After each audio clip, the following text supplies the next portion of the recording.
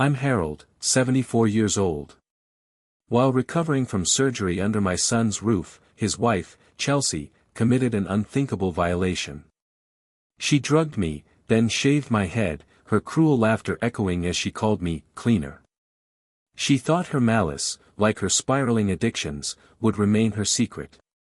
She never imagined I would be the one to meticulously unmask her and orchestrate her spectacular ruin.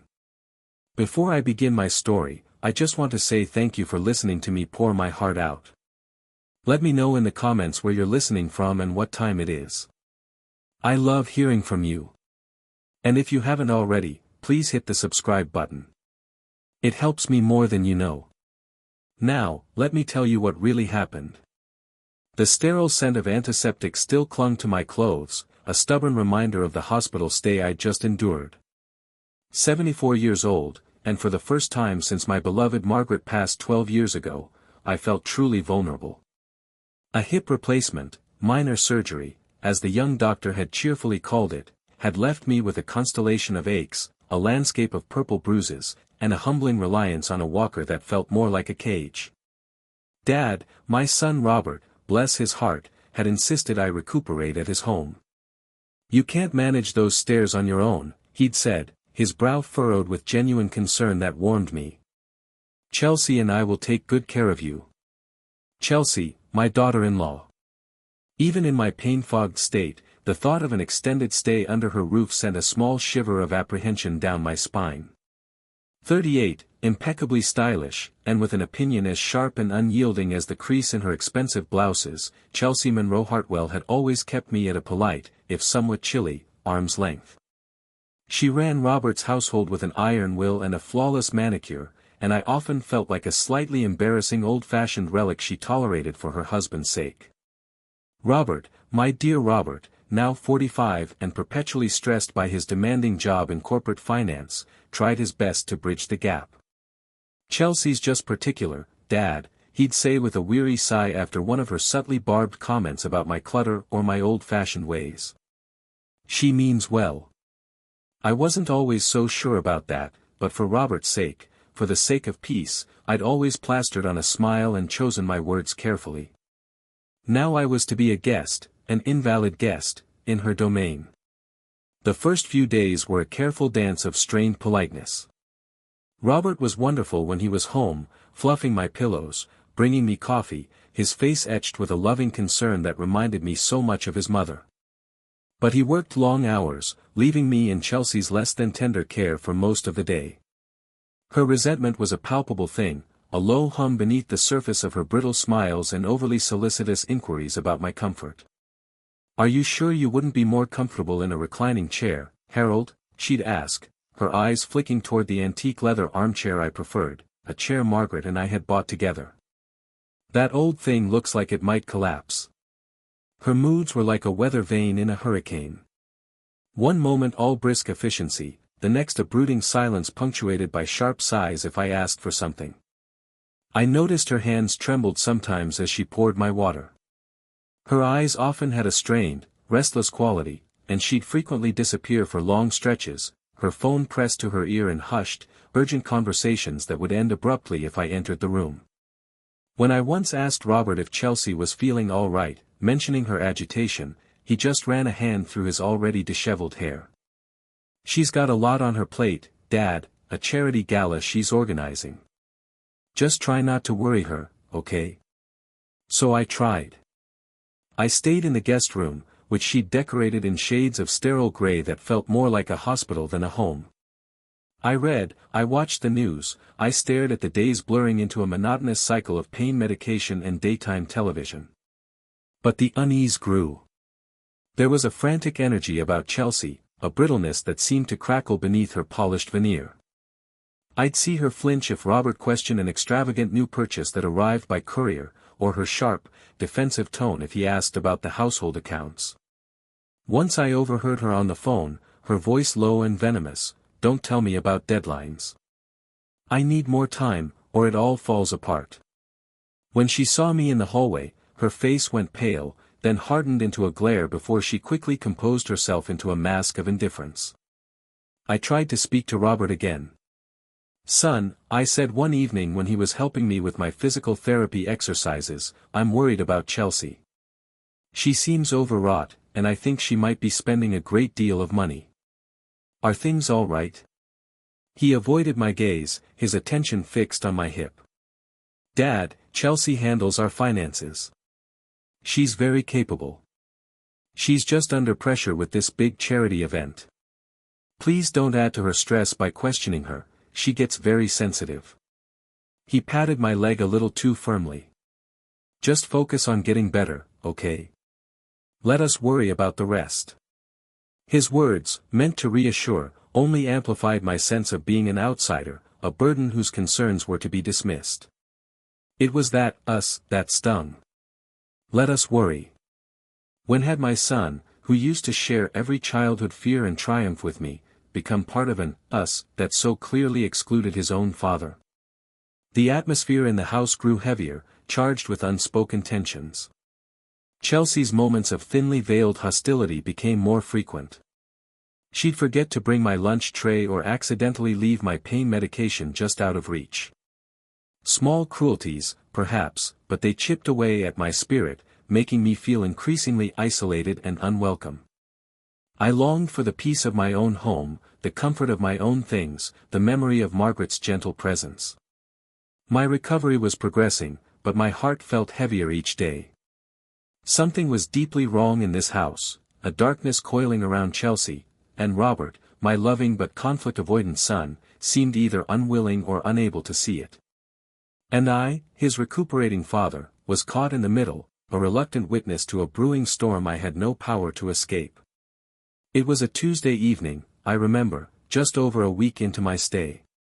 My hip throbbed with a vengeance, a relentless, fiery ache that made every movement an agony. I'd been trying to be brave, to minimize my discomfort for Robert's sake, but the pain was wearing me down, leaving me frayed and short-tempered. Robert was working late as usual, another crisis at the office. Chelsea had been particularly on edge all day, her movements jerky, her responses clipped. She'd flitted in and out of my room, her eyes unnaturally bright, a strange, tight smile plastered on her face that didn't reach them. Around 9, she appeared with my usual pain medication and a glass of water. "You look absolutely dreadful, Harold," she said, her voice a little too loud, a little too cheerful. "Exhausted. I think you need a really good, deep sleep tonight. I'm giving you an extra one of these, a little early. Dr. Peterson said it was fine if the pain was bad." I hesitated. Dr. Peterson hadn't mentioned an extra dose to me, but the pain was bad, and the thought of a long, uninterrupted sleep was incredibly tempting. Chelsea was already holding out the pill, her smile unwavering. Perhaps she was trying to be kind in her own brusque way. "All right, dear," I murmured, taking the medication. "Thank you. I am very tired." She watched me swallow it, that strange, bright intensity in her eyes making me vaguely uneasy. "Good," she said, almost too quickly. "You just rest now." Deeply. The medication hit me harder and faster than usual. A thick, cloying lethargy crept through my limbs, my eyelids growing impossibly heavy. The edges of the room blurred, Chelsea's face swam in and out of focus, and then there was just darkness, a heavy, dreamless void. I surfaced hours later, or perhaps it was the next morning. I couldn't tell. My head felt thick, my mouth like cotton. But it was another sensation, an unfamiliar one, that truly jolted me from the dregs of sleep. A coldness, a draft on my scalp. I reached up a tentative hand, my fingers brushing against not the soft, familiar silver-gray hair I'd worn with quiet dignity for decades, but something short, bristly, stubble. My eyes flew open. The room was dim, the early morning light filtering weakly through the curtains.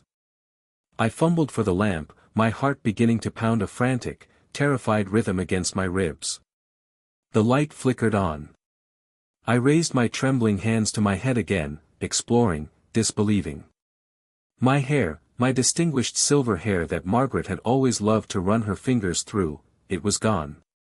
Sheared off. Not just cut, but hacked away, leaving a rough, uneven stubble that felt alien and brutal against my fingertips. A strangled gasp escaped me. I scrambled out of bed, my walker clattering as I lurched toward the dresser mirror. The reflection that stared back was a grotesque caricature, a stranger with a violated scalp, eyes wide with dawning horror and utter incomprehension. Patches of my silver hair lay scattered on the floor around the bed like fallen snow after a storm. "No," I whispered, my voice cracking. "No, no, no." The door creaked open, and Chelsea stood there, already dressed in a sharp business suit, a coffee cup in her hand. She took in my reflection, my horrified face, the evidence on the floor, and a slow, chilling smirk spread across her lips. "Oh, you're awake," she cooed, her voice dripping with mock solicitude that made my skin crawl. She sauntered into the room, her gaze clinical as she surveyed my head. "Doesn't that feel so much cleaner, Harold? Much less fuss for everyone, especially with you being so unwell." She let out a short, sharp laugh, a sound as brittle and cruel as breaking glass. "Honestly, it's an improvement. All that old man hair was a bit depressing, wasn't it?" The audacity, the sheer, unadulterated malice of it stole my breath. This wasn't a mistake. This wasn't a misguided attempt at care. This was a deliberate act of cruelty, of humiliation. "Robert." I finally found my voice, a raw, broken shout. "Come here now." My son stumbled into the room a moment later, his hair disheveled, his eyes blurry with sleep, taking in the scene, me clutching my ravaged head, the scattered locks of hair, Chelsea's triumphant smirk. His face went slack with shock, his eyes widening in disbelief. "Dad, what? What on earth happened?" "She did this," I cried, pointing a trembling finger at Chelsea. "Your wife. She shaved my head while I was asleep." Robert stared from me to Chelsea, then back to the hair on the floor, his expression a maelstrom of confusion and dawning horror. "Chelsea, did you?" Chelsea immediately launched her offensive, her voice rising sharp and accusatory. "Robert, darling, don't be ridiculous. Of course I didn't shave his head. He was terribly restless last night, feverish, pulling at his hair. It was getting so matted and unhygienic, I was worried about infection after his surgery. I tidied it up. Drastically, yes, because it was such a mess. I was trying to help him." She turned to me, her eyes like chips of ice. "You were pulling out clumps, Harold. Don't you remember?" I stared at her, aghast at the brazenness of her lies. "That's not true. You drugged me. You did this to humiliate me." "Drugged you?" Chelsea scoffed, turning back to Robert with an expression of wounded innocence. "See, Robert. He's not making any sense. He's overwrought. I think the surgery and the medication have just been too much for him." Robert looked from Chelsea's furious, indignant face to my tear-streaked, devastated one, his own expression lost and overwhelmed. "Chelsea, his hair, all of it," he stammered, clearly struggling. "Dad, are you sure?" "Of course I'm sure," I sobbed. "Look at me, Robert. Look what she did." "I was just trying to keep things clean and manageable for him," Chelsea insisted, her voice rising to a shriek. "He's making me out to be a monster. You believe me, don't you, Robert? You know I wouldn't hurt him." He ran a hand through his hair, his gaze darting between us, a man caught in a vice. I don't know what to think," he finally mumbled, his eyes avoiding mine. "Chelsea, maybe you should have waited, asked me first. Dad, maybe you were just very out of it." He sounded desperate to find middle ground, a less horrifying explanation. But there was no middle ground. There was only Chelsea's vicious act and my son's devastating failure to unequivocally condemn it, to protect me. His weakness, his willingness to entertain even for a moment Chelsea's outrageous lies, felt like a second violation. In that moment, with my scalp cold and exposed, my dignity in tatters, and my son looking everywhere but at the truth of his wife's cruelty, I had never felt so utterly alone, so profoundly betrayed. The nightmare wasn't just what Chelsea had done. It was the chilling realization that in my own son's home, I was utterly unprotected. The days that immediately followed the shearing of my hair were a living torment, each one a fresh landscape of humiliation and deeper, more aching betrayal. My scalp, exposed and tender, felt constantly chilled, a physical reminder of Chelsea's barbarity.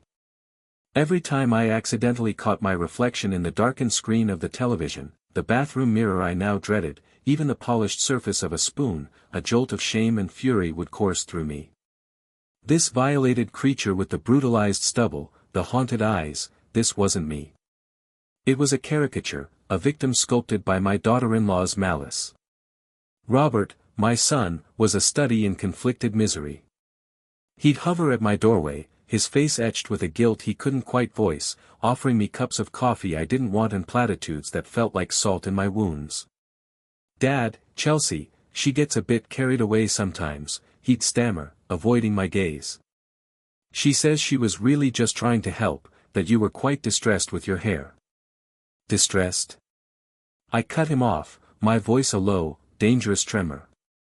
"Robert, she drugged me. She waited until I was unconscious and then she took clippers to my head. Does that sound like help to you?" He would flinch, running a hand through his hair, his intact, unviolated hair. "Chelsea swears you were pulling at it, Dad. That you had a slight fever." She panicked. "She says the extra medication was just to ensure you rested through your discomfort." He was parroting her lies. I knew it. Whether he fully believed them or simply chose to for the sake of a quieter life, the effect was the same. My truth was dismissed, my violation minimized. He couldn't, or wouldn't, see the venomous viper he was married to. Chelsea herself was a chilling spectacle of feigned concern and smug triumph. She'd bring me my meals with an overly solicitous air, asking in that honey-dripping voice if dear Harold was feeling more himself today. Her eyes, however, would glint with cold amusement as they flicked over my shorn head. She had marked me, branded me with her cruelty, and she was reveling in her power. The gaslighting was relentless. Any mention I made of the assault was met with wide-eyed denial or suggestions that my memory was playing tricks on me due to the surgery and medication. "We really must talk to Dr. Peterson about your medication levels, Robert," she'd say within my hearing, loud enough for her false concern to land like a lead weight. Harold seems so confused lately. My physical recovery from the hip surgery tethered me to that house, a gilded cage where my tormentor held the keys. For another week, perhaps 10 days, I was genuinely limited in my mobility.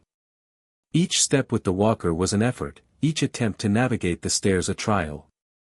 This forced proximity to Chelsea, this inability to simply walk out and reclaim my own space, my own sanity, was a unique form of torture. But it was also, I began to realize, an opportunity. The initial storm of grief and rage began to subside, not into acceptance, but into something colder, harder, more focused. If Robert wouldn't see, if he couldn't break free from Chelsea's manipulative grip, then I would have to find a way to show him. To show everyone the unvarnished truth. My word against hers was clearly not enough. I needed proof. Irrefutable proof of her instability, her deceit, the darkness that lurked beneath her polished facade. It was during one of Chelsea's increasingly frequent errands, she was always dashing out now, her explanations vague, her demeanor agitated upon her return, that the idea began to form. I'd been watching her more closely, my senses sharpened by my ordeal. Her hushed, frantic phone calls, the way she'd jump if Robert entered the room unexpectedly, the almost compulsive way she'd check her phone for messages. Something was driving her, something beyond mere resentment of me. If I could just capture some of that. But how? I was hardly a spy. The thought of technology beyond my old reliable television remote and the phone I used for calls and texts was daunting. Yet the image of Chelsea's smug, laughing face as she taunted me about my cleaner head burned in my memory, a relentless spur. This couldn't stand. One afternoon, when Robert was home, looking particularly weary and guilt-ridden after another tense exchange with Chelsea about some unexplained credit card charge. I saw my opening. I feigned a particularly bad spell of forgetfulness, asking him the same question about his workday 3 times in a row. "Oh, Robert, dear," I sighed, pressing my fingers to my temples. "My mind is just like soup these days. Dr. Peterson said it's the medication, but I do worry. I can't seem to remember a thing he tells me after my appointments." I looked up at him, my eyes wide with carefully crafted vulnerability. I was thinking perhaps one of those little recording machines, the kind students use for lectures, so I could just play back what the doctor says. Or maybe even, I added, as if the thought had just struck me, record some of my old family stories for you and little Emma before I forget them all. Robert looked at me, a mixture of pity and relief flooding his face, relief that he could handle. A confused, forgetful father wanting a harmless gadget was far easier to manage than a father accusing his wife of a barbaric assault. That's actually a good idea, Dad," he said, latching onto it. "Yes, a little voice recorder. Simple. I can order one for you online. We'll get you one that's easy to use." He was so relieved by my seemingly harmless request, by this evidence of my failing faculties that so neatly fit Chelsea's narrative, that he had it delivered within 2 days. It was small, black, and discreet, with a single prominent button for record. The instruction manual was thin. That night, after Chelsea and Robert had retired to their room, their hushed, tense argument a familiar soundtrack to my evenings, I sat alone in the dim light of my guest room. The small recorder felt cool and heavy in my palm. I, Harold Hartwell, a 74-year-old widower who had faced down life's storms with resilience and grace, was now contemplating espionage in my own son's home. A bitter smile touched my lips. Chelsea wanted to see me as frail, forgetful, and powerless. She was about to discover just how wrong she was.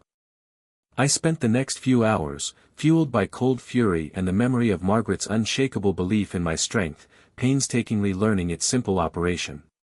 My plan, audacious and terrifying, began to solidify. I would gather my proof.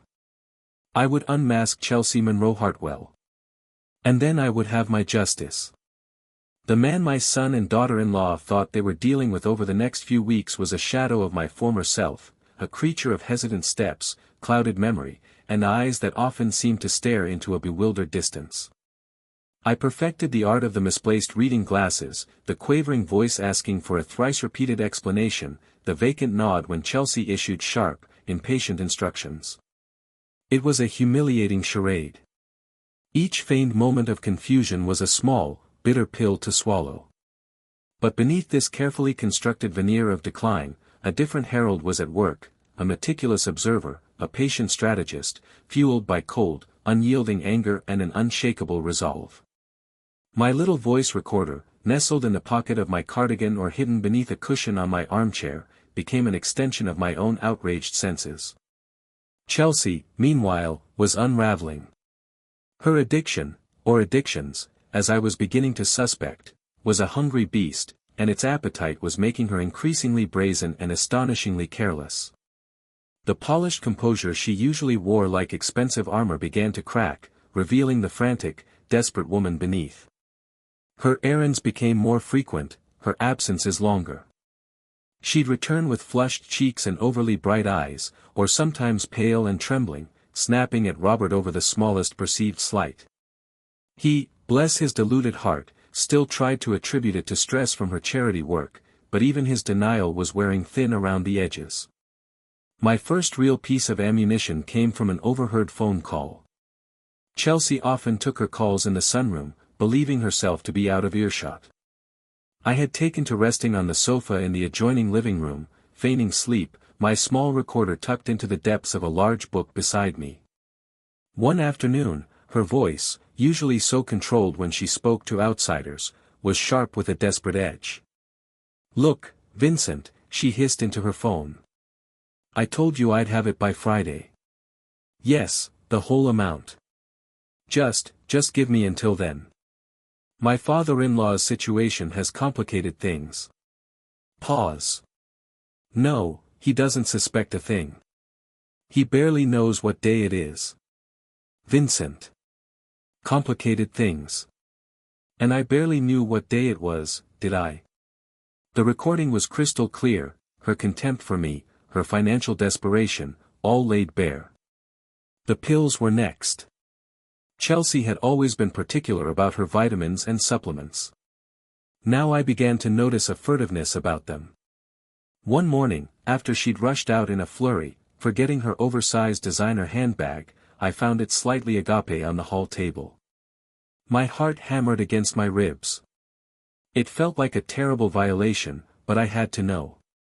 My hands trembled as I reached inside, my fingers closing around not one, but 3 different prescription bottles, none of them with Chelsea's name on them.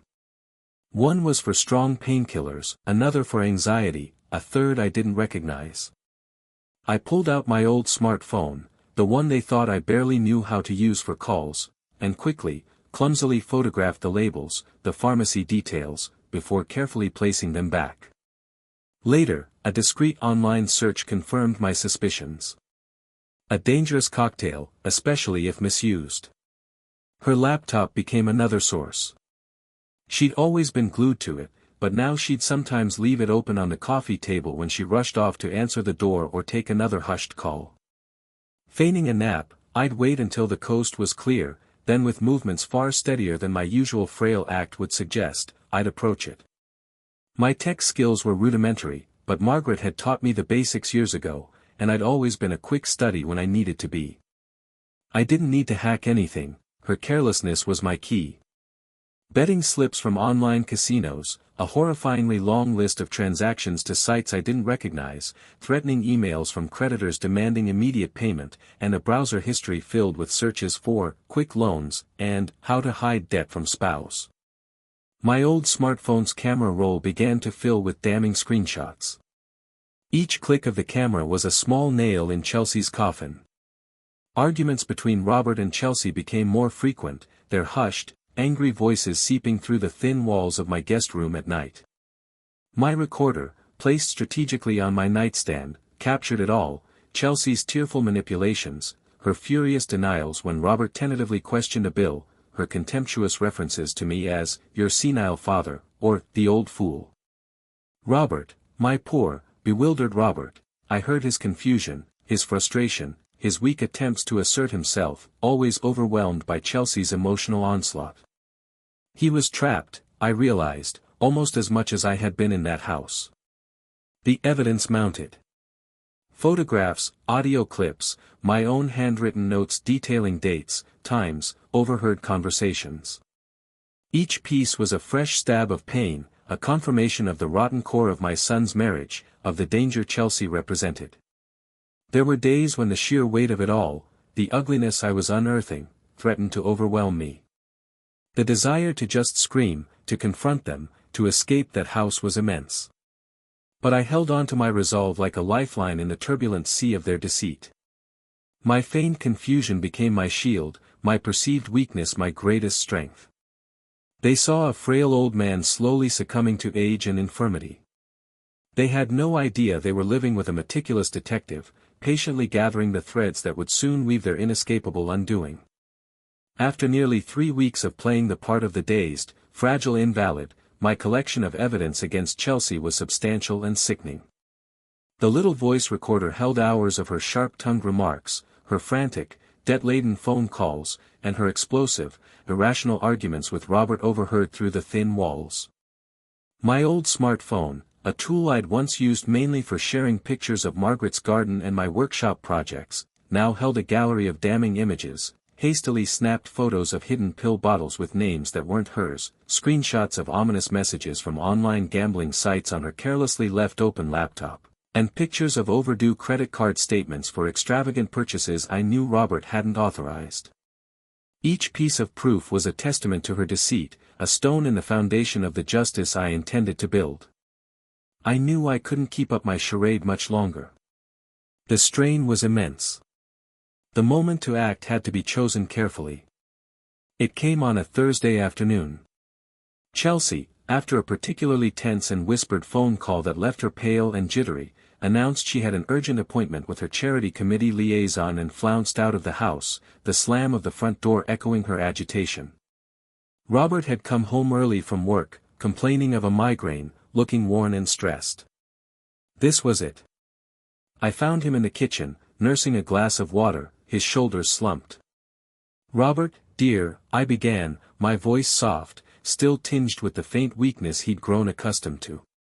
"Could we talk for a moment?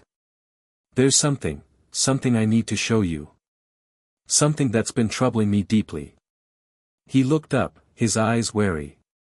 "Dad, if this is about Chelsea again, I'm really not up for it. She's just under a lot of pressure." "I know you think that, son," I said, pulling out the small, discreet folder where I'd compiled the worst of my findings. "But I need you to look at this, for your own sake as much as mine." Reluctantly, he took the folder. I watched his face as he began to leaf through the printouts of the credit card statements, his brow furrowing. Then came the photos of the pill bottles, the gambling site screenshots. His hand stilled.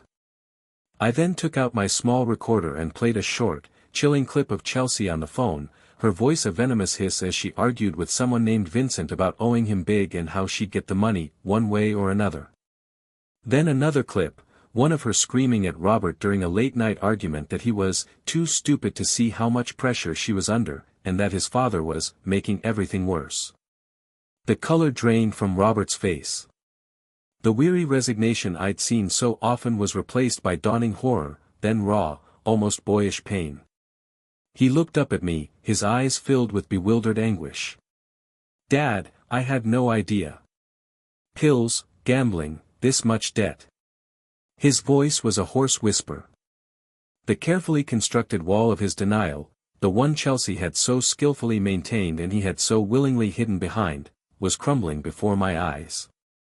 "She's an addict, Robert," I said gently but firmly. "And her addiction, her desperation, is what fueled her cruelty to me. It's what's been tearing your life apart, even if you haven't wanted to see it." I told him then, briefly, about Chelsea giving me the extra medication, the detail I'd withheld until he was ready to hear the full scope of her issues. He buried his face in his hands, his shoulders shaking. "I've been such a fool," he choked out. "So blind. Dad, what she did to your hair, I should have." "What matters now, Robert," I said, my voice steady despite the tremor in my own heart, "is what we do about it. She needs help, but she also needs to be held accountable. And you need to be safe, financially and emotionally." He looked up, his eyes red-rimmed but now holding a new, unfamiliar resolve. "You're right, Dad. You're right. This has to stop. We have to confront her." "Confronting Chelsea alone when she's like this," I began, choosing my words carefully, "might not be productive. She's very good at twisting things, as you know. Perhaps if her parents were here, or maybe your Uncle James and Aunt Linda. Someone she respects, or at least someone whose opinion might make her pause. We could say we're concerned about her recent stress levels and want to have a calm family discussion." Robert seized on the idea, perhaps needing the buffer of other adults as much as I did. His Uncle James, my brother, was a formidable man, and Chelsea, for all her bluster, was slightly intimidated by him. He made the calls, his voice strained but determined, inviting James and Linda over for an urgent family matter concerning Chelsea that very evening, emphasizing the need for a calm, supportive approach to discuss her obvious distress. The hours leading up to Chelsea's return were thick with nervous anticipation. James and Linda arrived, their faces etched with concern after Robert's brief, guarded explanation. We sat in the living room, the folder of evidence on the coffee table like an unexploded bomb. I felt a strange calm settle over me. My part in the investigation was done. Now it was up to Robert, and to Chelsea herself. Chelsea swept in just after 7, laden with shopping bags from expensive boutiques, more evidence of her compulsive spending. She stopped short upon seeing James and Linda, her eyes narrowing with suspicion. "Well, what's this?" she asked, her voice sharp. "A surprise party?" "It's not my birthday." Robert stood up, his face pale but resolute. "Chelsea, we need to talk. We're worried about you." He gestured toward the folder. "Dad has found some things. Things that explain a lot about your behavior lately." Chelsea's gaze shot to me, pure venom in her eyes, then back to the folder. Her carefully constructed composure began to crack. "What things?" she demanded, her voice rising. "What nonsense has your father been filling your head with now? More of his senile delusions." "It's not delusions, Chelsea," Robert said, his voice gaining strength as James and Linda watched gravely. He opened the folder, showing her a printout of a gambling debt. "This isn't stress. This is something much more serious." As Robert laid out the evidence piece by piece, the pills, the debts, the frantic calls, Chelsea's denials became more shrill, more desperate. She accused me of planting things, of forging documents, of trying to destroy her marriage.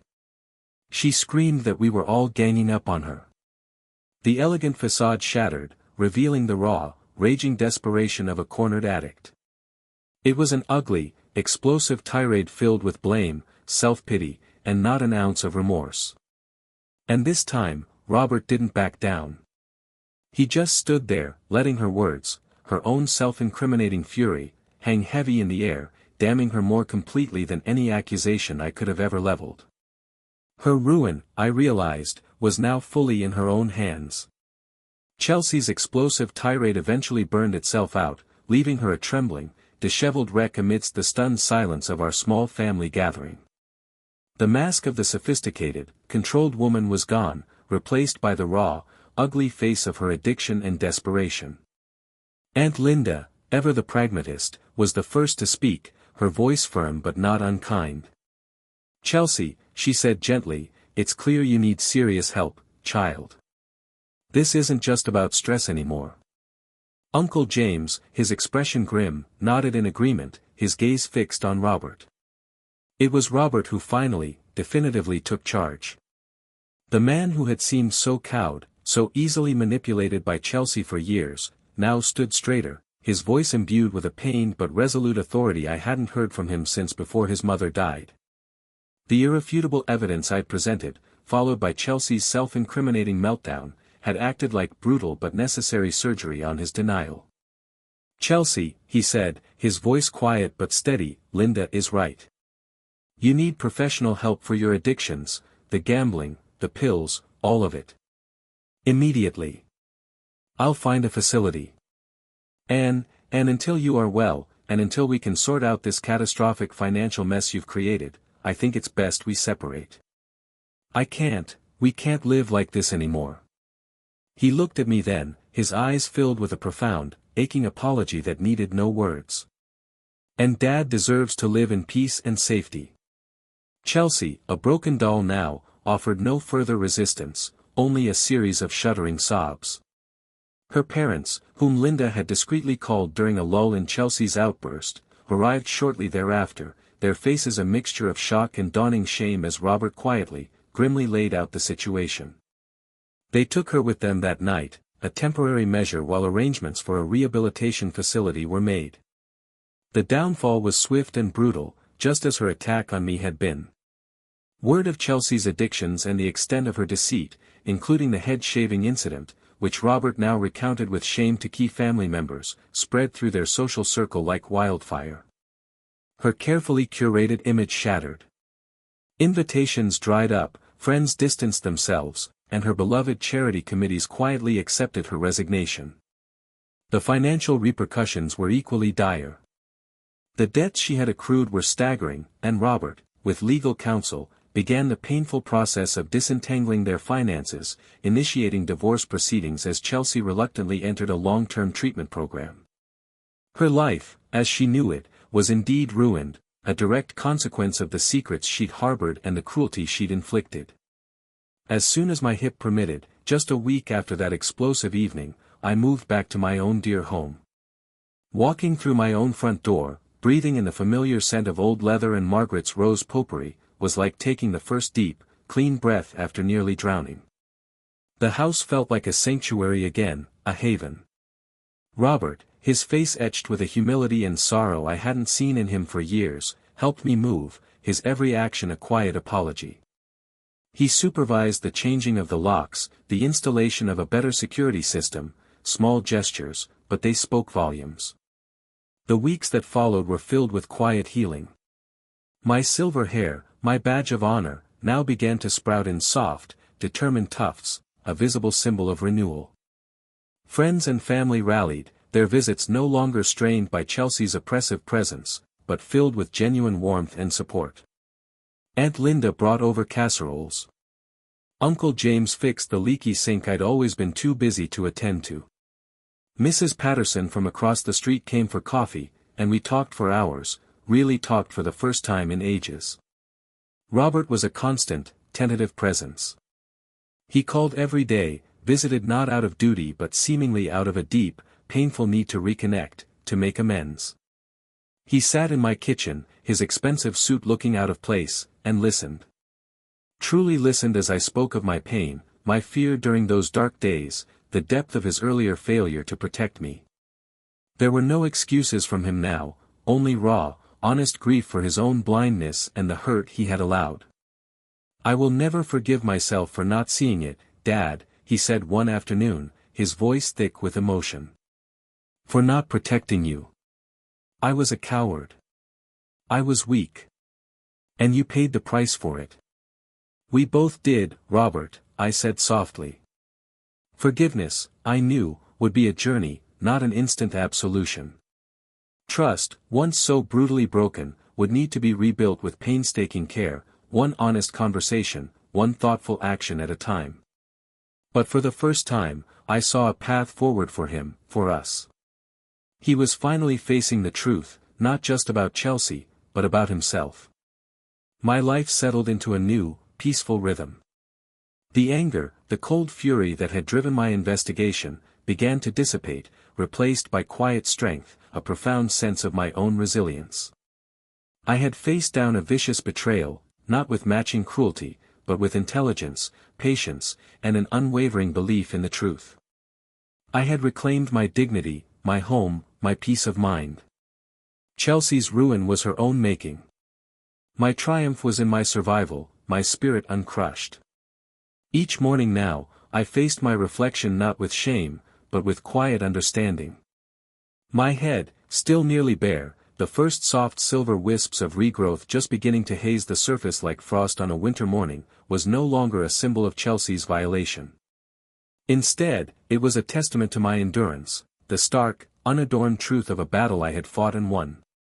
The scars they'd left were real, etched in memory, but they were no longer chains.